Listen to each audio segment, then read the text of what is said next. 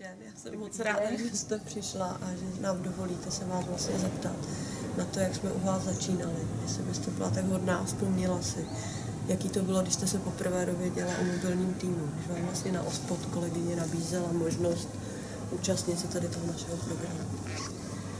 No, abych pravdu řekla, tak pro mě to úplně takový ten prvotní záblesk bylo doslova do písmene Ježišmarja, zase někdo další, kdo mi bude říkat, co mám a co nemám dělat. Takže takový pocity smíšený, ale vzhledem k tomu, že jsem prostě chtěla udělat všechno pro to, abych mohla být s dětmi doma, aby se to všechno podařilo, aby všechno fungovalo, tak jsem to jenom uvítala. Přivítala jsem do budoucna další názory, další návrhy. A potom ta reakce, když jsme teda za vámi poprvé s paní terapeutkou přišli domů, už k vám.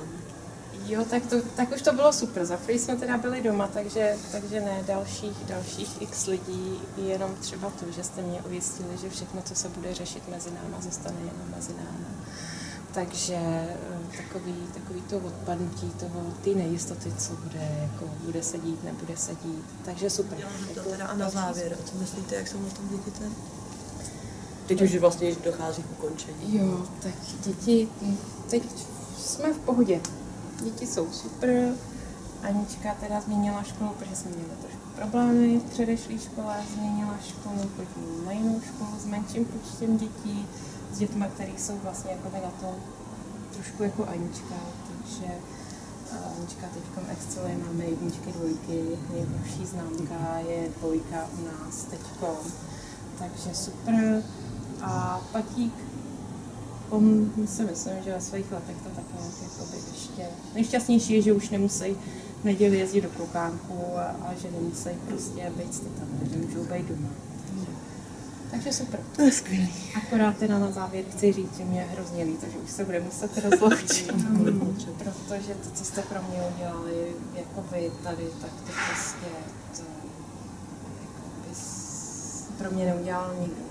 Ani třeba na úřadě na sociální péči a takový možnosti a takový spousta cest a toho všeho, tak prostě to... No bylo toho hodně teda, jo. Ale nezapomeňte, že to všechno jste udělala vy sama. To jsme neudělali my. Dobře, ale přišla jste vy a řekla jste, je tady tahleta možnost, je tady tahleta možnost.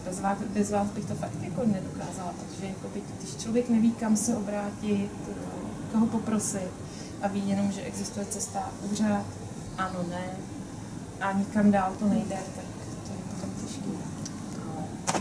Super. Skvělý, tak to děkuju. Slyším, že po tom prvním setkání se to překlenulo v nějakou pozitivní stránku té naší spolupráce, protože jsme si hodně vědomí, že ten prvotní kontakt je jednak důležitý a jednak je to pro naše klienty strašně náročné.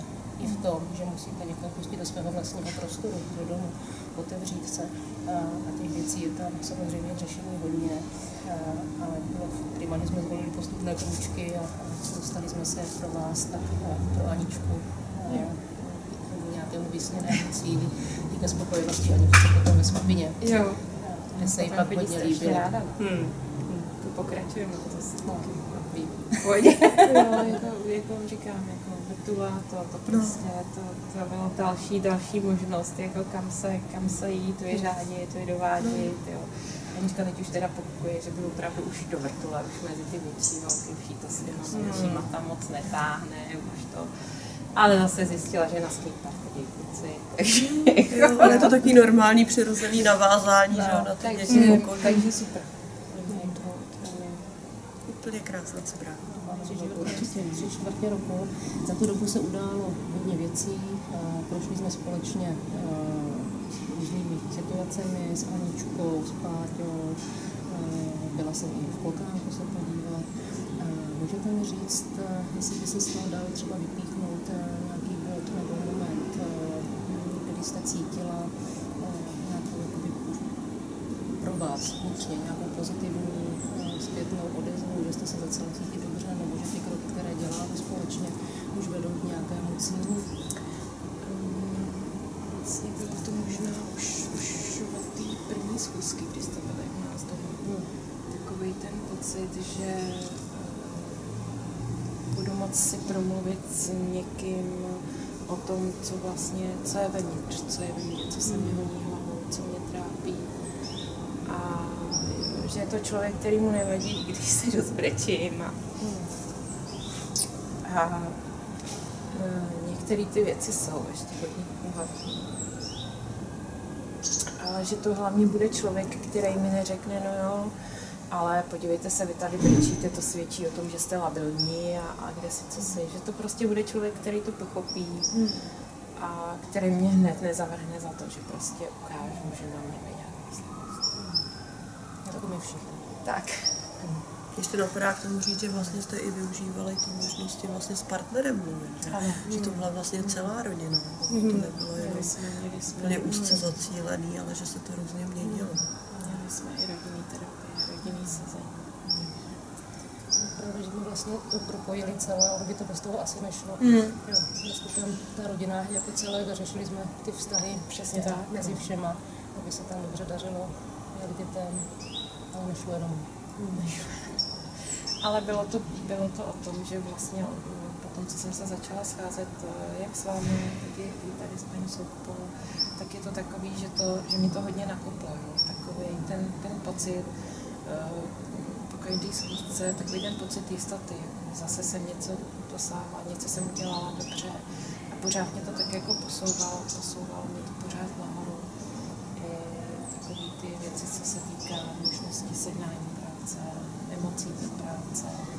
Jo, takže takový to, že mě to nakopávalo.